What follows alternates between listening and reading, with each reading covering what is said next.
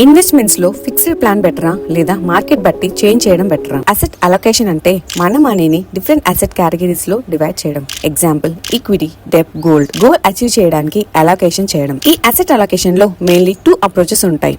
Strategic asset allocation SAA, tactical asset allocation TAA.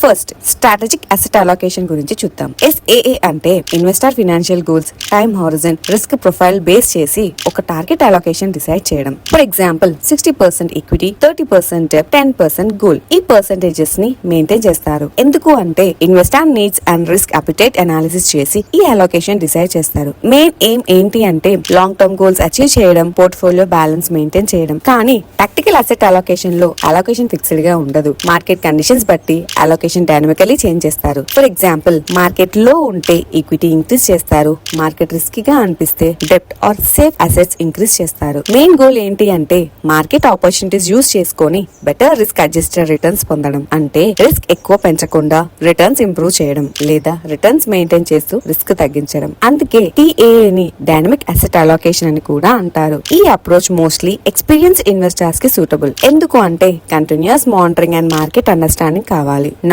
SAA and TAA లో main difference ఏంటో చూద్దాం. SAA fixed and goal based, TAA flexible and market based. SAA long term discipline, TAA short term opportunities. SAA business కి suitable, TAA experience investors కి suitable. కాబట్టి SAA stability ఇస్తుంది, TAA flexibility ఇస్తుంది. Please subscribe for more videos.